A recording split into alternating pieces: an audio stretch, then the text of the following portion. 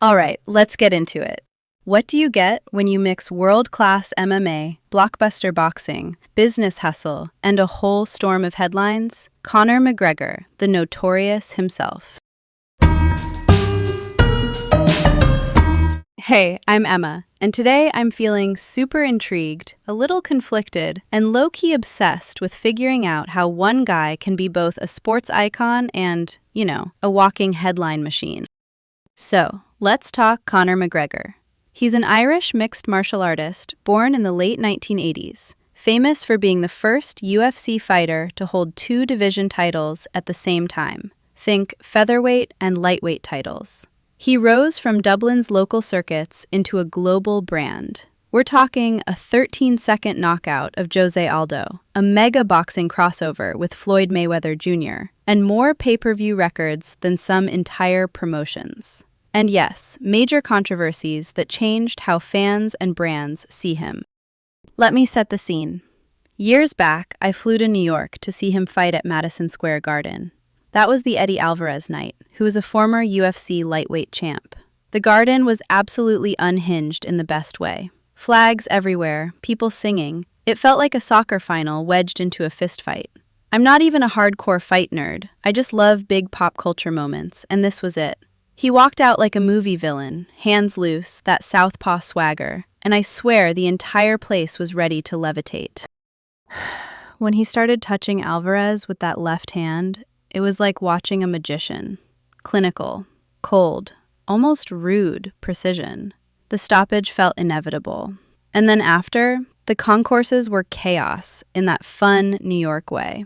Until it wasn't. Two groups of fans started shoving and screaming. I remember standing by a pretzel stand, clutching my soda like it was a rosary, thinking, this is the duality of it all. The beauty of elite performance and the madness it can ignite. No shade to anyone, stuff happens. But the vibe shift was real. It made me clock how one guy's persona can supercharge a crowd.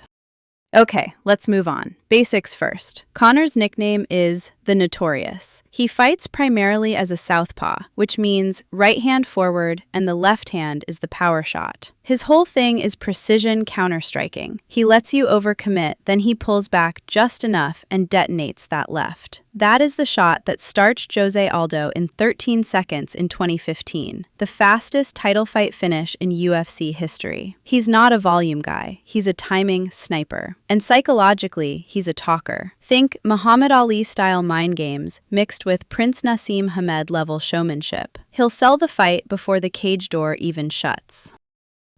He broke in hot in 2013. First UFC bout, Marcus Brimage, who is a tough veteran. Conor knocks him out in the first round. Then there's Dustin Poirier, back in 2014, stopped in under 2 minutes, which aged crazy well considering Poirier later became an elite lightweight. By 2015, he's winning an interim title against Chad Mendes, a powerhouse wrestler. Then that Aldo shocker. And in 2016, he becomes the first UFC fighter to hold two belts at the same time by dismantling Eddie Alvarez at lightweight. That was, honestly, peak Notorious. Crisp angles, pull counters, bodywork, drop after drop. Just savage.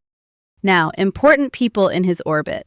John Kavanagh, his longtime coach at SBG Dublin, who took a talented striker and gave him a system. Dana White, the UFC president, and Lorenzo Fertitta, then the UFC's chief executive, who saw the Irish wave coming and signed him after a whirlwind Dublin visit in 2013. And Floyd Mayweather Jr., the boxing legend and 50-0 fighter, who became his dance partner in 2017 and turned McGregor into a global pay-per-view volcano. That event cleared over 5 million buys across the US and UK. He reportedly walked away with around $130 million. That is not a fight purse. That is a life pivot. Then you've got rivals who shaped his myth. Nate Diaz, the Stockton brawler with jiu-jitsu fangs, handed McGregor a short-notice submission loss in 2016. Then they ran it back in a brutal, razor-thin classic. Khabib Nurmagomedov, the Dagestani grappling phenom and lightweight champ, beat him in 2018, and we got that notorious post-fight melee. Fines, suspensions, the whole mess. Max Holloway, the Hawaiian striking savant and former featherweight champ, faced him early in 2013 and again way later in 2026, when McGregor's knee went and the fight ended in under 90 seconds.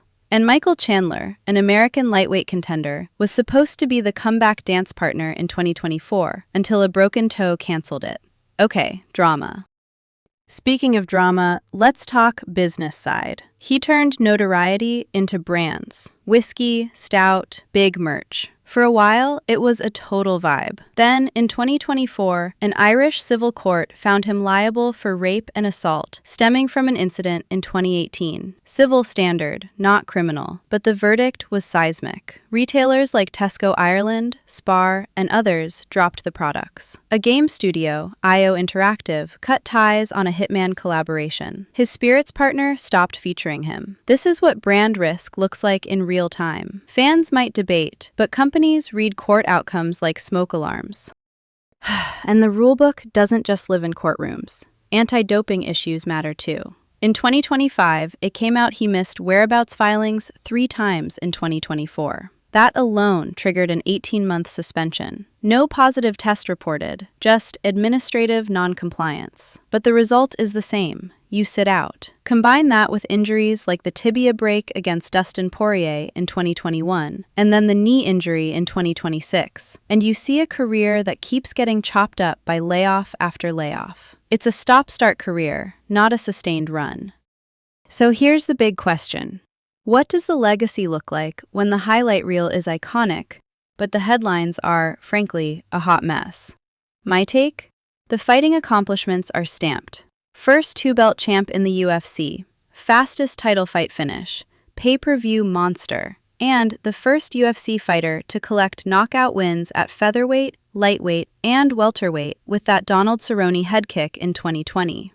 However, the legal record and civil judgment absolutely changed the way he is remembered. You cannot unring that bell. This is the tension of modern celebrity. Performance and persona are welded together. If you want the long-term glow-up, you need wins and conduct, not either or, both. Pop culture moments, though, whew. The walkout at UFC 189 with Sinead O'Connor, the Irish music legend singing The Foggy Dew live, that was chills nation as entrance theme energy. And the Mayweather boxing event in 2017 broke the internet. Love it or clown it, he helped mainstream MMA promotion. World tours, press conference theater, personalities as products. A lot of fighters copied the playbook. Not all should, but many tried. He even bought into BKFC, a bare-knuckle fighting promotion. That is not subtle, a power move into the promoter lane. If his body or eligibility stalls, he still holds a mic and a matchmaker's pen. It's smart. It's also, very on brand to say I refuse to leave the center of the ring, one way or another. Okay, pause, because this next part is everything. What would it take for the late chapter to feel redemptive? Clean conduct, consistent activity, and a win that matters. Not just a name, but a statement. And maybe a quieter mic. Honestly, even a strategic rebrand could work. We saw glimpses of that respectful tone with Donald Cerrone. He can modulate. The market will always tune in for a lightning left hand. The question is, do they still cheer the man behind it?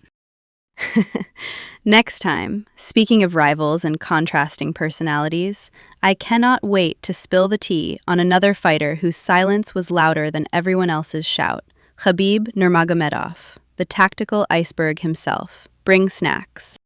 So, that's the tea, folks. Until next time, keep it iconic and stay curious.